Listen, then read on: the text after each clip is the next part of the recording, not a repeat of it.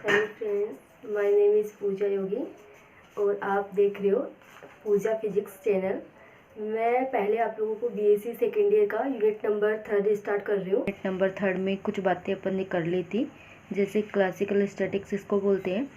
कि वह ब्रांच जिसके अंतर्गत डिस्टिंग्विशेबल पार्टिकल्स का स्टडी करते हैं उसको क्लासिकल स्टैटिक्स बोलते हैं। एंड क्वांटम स्टैटिक्स उसको बोलते हैं जिसके अंदर इनडिस्टिंग्विशेबल यानी कि अविभेद्य कणों का अध्ययन करते हैं, उसको क्वांटम स्टैटिक्स बोलते हैं। उसके बाद में अपन ने बात की थी कि क्लासिकल स्टैटिक्स जो है उसका एग्जाम्पल एमबी स्टैटिक्स बताया था, और क्वांटम जो स्टैटिक्स है उसके दो एग्जाम्पल की बात की थी, बोस-आइंस्टाइन स्टैटिक्स और फर्मी-डिराक स्टैटिक्स। उसके बारे में अपन ने बात की थी कि कोई पार्टिकल है, उसके बारे में अपन ने क्लासिकल जो स्टैटिक्स है उसके कुछ इम्पोर्टेंट से सन्निकटन की अपन ने बात की थी कि हाइजेनबर्ग का लॉ लागू नहीं होता है और किसी सिस्टम के लिए इक्वेशन क्या होनी चाहिए, यदि वेवलेंथ है, डिस्टेंस है तो उसकी कंडीशन क्या होनी चाहिए। उसके बारे में अपन ने बात की थी कि यदि कोई पार्टिकल है एक्स डायरेक्शन में मूव कर रहा है वी एक्स वेलोसिटी से, तो उस पार्टिकल का जो पाथ होगा वो कैसा होगा, सरल आवर्त गति का पाथ होगा। और उसके लिए अपन ने एक इक्वेशन भी निकाली थी, सरल आवर्त गति के पाथ की इक्वेशन निकाली थी कि अपने पास एक जो इक्वेशन आई थी वो ये आई थी कि x square upon a square plus का y square upon b square equal to अपने पास क्या था, 1 था, जहाँ ए जो थी वो सेमी मेजर एक्सिस थी जिसकी वैल्यू अपने पास 2e अपॉन के का रूट आई थी, और बी जो थी सेमी माइनर एक्सिस थी जिसकी वैल्यू अपने पास क्या थी, 2me रूट थी। इसके बारे में मैं बात करती हूँ यहाँ पे, इसको थोड़ा सा ग्राफ के अकॉर्डिंग बताती हूँ कि ग्राफ मान लो इलिप्स उसका दीर्घवृत्त ऐसा होगा जिसकी ये वाली जो एक्सिस है उसकी सेमी मेजर एक्सिस है जिसको अपन ए बोल रहे हैं, इसकी जो वैल्यू है ए की वैल्यू वो है 2e/k का क्या है, रूट है। और ये जो एक्सिस है इसकी सेमी मेजर एक्सिस है,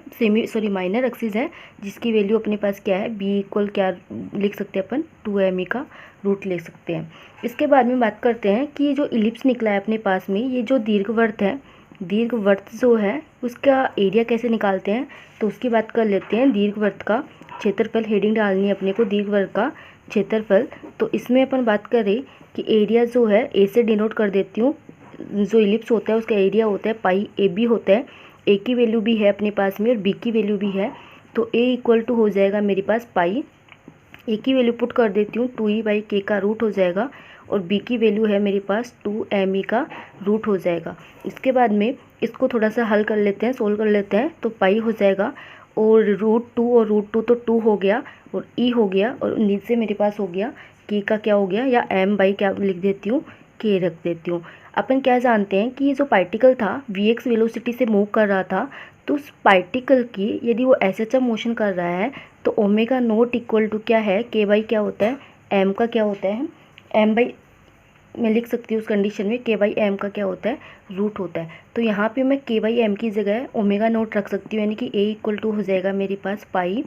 2e अपॉन हो जाएगा मेरे पास ओमेगा नोट हो जाएगा। ओमेगा नोट की वैल्यू भी अपन जानते हैं 2 पाई न्यू होता है या न्यू नोट होता है, तो मैं जैसे ही यहाँ पे वैल्यू पुट करती हूँ तो a इक्वल टू मेरे पास हो जाएगा 2 पाई ए अपॉन 2 पाई न्यू नोट हो जाएगा, यानी कि यहाँ पे इस दीर्घवृत्त का एरिया हो गया है मेरे पास a equal to e upon new note, ये एरिया मेरे पास हो गया है। तो अपने से यदि एरिया पूछ लिया जाए कि उस दीर्घवृत्त का एरिया कितना होगा तो अपन बोलेंगे e अपॉन न्यू नोट होगा। अब अपन नेक्स्ट टॉपिक की बात करते हैं कि एंट्रोपी और जो प्रोबेबिलिटी है, प्रायिकता है, उसमें क्या रिलेशन होगा। तो कई बार ये क्वेश्चन भी पूछ लिया जाता है, तो इसकी डेरिवेशन अपन रिलेशन की बात करते हैं। रिलेशन इसका जो होगा, एस मान लो एंट्रोपी है, के एस इक्वल टू के ln ओम होगा, जहाँ पे ओम जो है इसकी क्या है, प्रोबेबिलिटी है। ये रिलेशन अपने को क्या करना है, प्रूव करना है। तो यहाँ पे देखना कि मान लिया मैंने कि कोई सिस्टम है मेरे पास जिनकी प्रायिकता की कोई सिस्टम है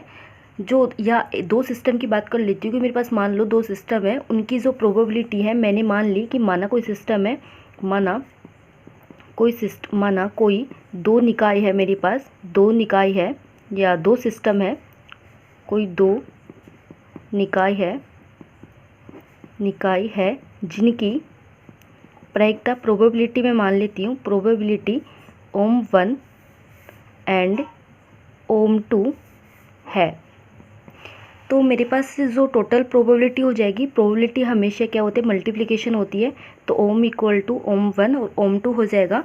दोनों तरफ यदि मैं फंक्शन लेती हूँ, फंक्शन लगा देती हूँ दोनों तरफ, फंक्शन लगाने पर तो मेरे पास ये हो जाएगा इस तरीके से, इधर भी फंक्शन लगा देती हूँ तो एफ ओम इक्वल टू हो जाएगा एफ ओम 1 और ये हो जाएगा एफ, इसको एफ ओम 1 बोल देती हूँ, इसको मैं ऐसे लिख देती हूँ एफ ओम 1 और ओम 2, इसको यहाँ नीचे लिख देती हूँ एक बार सही से, एफ ओम हो जाएगा इक्वल टू एफ ओम 1 और ओम 2 हो जाएगा। इसको बोल देती हूँ इक्वेशन नंबर 1 बोल देती हूँ। यदि मेरे पास दो सिस्टम है और जिनकी प्रोबेबिलिटी मैंने ओम 1 व ओम 2 मानी है, तो मैंने मान लिया कि इनकी जो एंट्रोपी है, माना एंट्रोपी, इन्हीं दोनों सिस्टम की माना एंट्रोपी, एंट्रोपी मैं बोल देती हूँ S1 व S2 बोल देती हूँ, S1 व S2 है। तो टोटल एंट्रोपी या जो इनका कंबाइंड जो सिस्टम होगा उसकी जो एंट्रोपी होगी, तो टोटल एंट्रोपी की मैं बात करूँ, टोटल एंट्रोपी मेरे पास हो जाएगी, total entropy S equal to, क्योंकि एंट्रोपी जो होती है एडिशन क्वांटिटी है, तो S इक्वल टू हो जाएगा S1 प्लस का S2 बोल देती हूँ। यहाँ पे देखना, यदि मैं यहाँ पे वैल्यू इसको बोल देती हूँ, इक्वेशन नंबर 2 बोल देती हूँ, तो अपन क्या जानते हैं कि एंट्रोपी और जो प्रायिकता है उसके अंदर कुछ रिलेशन होता है कि यदि दो सिस्टम है मेरे पास जिनकी एंट्रोपी S1 व S2 थी, तो प्रायिकता और जो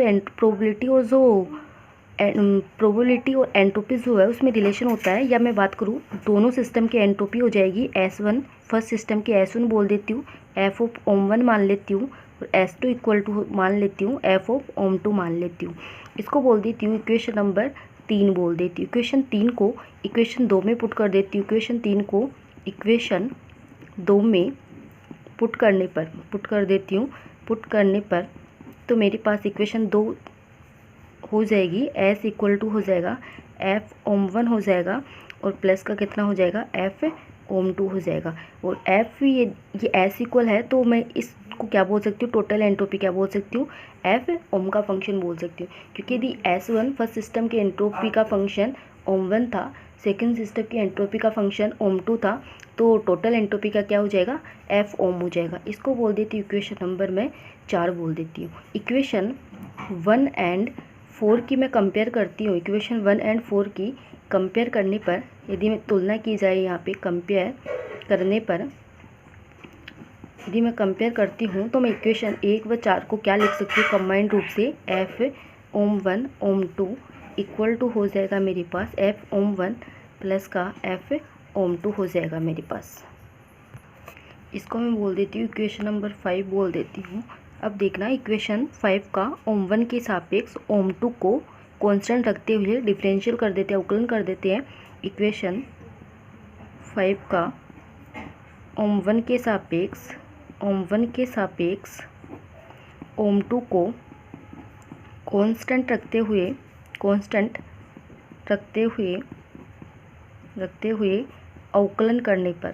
अवकलन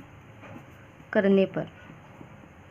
तो इसका जैसे ही अपन डेरिवेटिव करते हैं, ओम 2 को कांस्टेंट रखना है, तो ये हो जाएगा del upon del ohm 1 F ohm 1 और ओम 2 हो जाएगा, इक्वल टू हो जाएगा del F upon del ohm 1, और ये हो जाएगा ओम 1 का क्या था, ये फंक्शन था। तो इसको मैं लिख सकती हूँ, इस डेरिवेटिव को ओम 2 को तो मैं नीचे ले जाती हूँ और इस कंप्लीट डिफरेंशियल इक्वेशन को मैं मान लेती हूँ कि ये डेरिवेटिव है, एफ डैश बोल देती हूँ, ओम 1 और ओम 2 बोल देती हूँ, इक्वल टू हो जाएगा ओम 2 और डेल एफ ओम 1 अपॉन हो जाएगा डेल ओम 1। इसको बोल देती हूँ इक्वेशन नंबर 6 बोल देती हूँ। इसी प्रकार बोल देती हूँ, इसी प्रकार ओम 2 के सापेक्ष ओम 1 को कांस्टेंट रखते हुए अवकलन करने पर तो जैसे मैं इसके अकॉर्डिंग करूँगी तो इसको भी मैं बोल दूँगी directly. Similarly ohm 1 ohm 2 equal to हो जाएगा मेरे पास 1 अपॉन ओम 1 और del F ohm 2 upon del ohm 2 हो जाएगा। इसको बोल देती हूँ equation number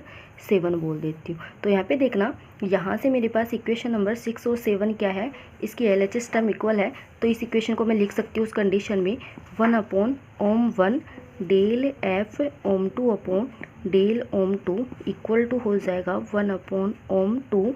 del F ohm 1 upon del ohm 1 हो जाएगा। इसको मैं क्या कर सकती हूँ, ओम 2 को मैं इधर ला सकती हूँ, ओम 1 को मैं इधर लेकर जा सकती हूँ, तो ये हो जाएगा मेरे पास। इसको मैं लिख सकती हूँ उस कंडीशन में ohm 2 del F ohm 2 upon del ohm 2 equal to ohm 1 del F ohm 1 upon क्या हो जाएगा, ये क्या है, दोनों सिस्टम क्या है, इक्विलिब्रियम में आ गए हैं, यानी कि दोनों सिस्टम क्या है, एक कांस्टेंट है इनका रिलेशन। तो मैं इस कांस्टेंट को के मान लेती हूँ, तो मेरे पास कंप्लीट सिस्टम की जो एंट्रोपी है वो हो जाएगी उस कंडीशन में। मैं लिख सकती हूँ के माना है मैंने, यानी कि मैं लिख सकती हूँ ohm del F ohm upon del ohm equal to हो जाएगा के, और इसको मैं ऐसे लिख देती हूँ वेरिएबल सेपरेशन मेथड से डेल अपॉन डेल ओम, और ये लिख देती हूँ के हो जाएगा। और इसको मैंने क्या कर दिया, या इसको ओम को मैं इधर रख लेती हूँ, इसको मैं इधर ले जाती हूँ, तो मेरे पास ये हो जाएगा डेल एफ ओम, तो ऐसे कैसे हो जाएगा, के हो जाएगा डेल ओम अपॉन ओम हो जाएगा। और मैं क्या कर देती हूँ, दोनों तरफ इसका क्या कर देती हूँ, इंटीग्रल कर देती हूँ। तो यहाँ से मेरे पास आ जाएगा एफ ओम इक्वल टू के हो जाएगा एल एन ओम हो जाएगा। कांस्टेंट को मैंने क्या कर दिया, जीरो कर दिया, आर्बिट्रेरी कांस्टेंट था। एफ ओम को मैं जानती हूँ एस बोलते हैं, तो एस इक्वल टू हो गया के एल एन ओम हो गया। यही रिलेशन अपने को क्या करना था, प्रूफ करना था। ये जो रिलेशन है वो एंट्रोपी और प्रायिकता में रिलेशन को क्या करता है, व्यक्त करता है, और प्रायिकता में रिलेशन को व्यक्त करता है। ठीक है फ्रेंड्स, तो अपन ने क्या किया है आज कि अपन ने एक तो जो पार्टिकल है, यदि वीएक्स वेलोसिटी से एक्स डायरेक्शन में मूव कर रहा है तो उसका जो पाथ होता है वो इलिप्स होता है, एक तो उसको प्रूफ किया था, उसके एरिया को प्रूफ किया है, और उसके बाद में अपन ने बात की है कि एंट्रोपी और प्रायिकता में क्या रिलेशन होता है। तो एस इक्वल टू के एल एन ओम होता है, जो कि क्या है, वेरी वेरी इंपॉर्टेंट है। तो आज के लिए इतना ही, बाकी कल नेक्स्ट क्लास में पढ़ेंगे। Thank you so much.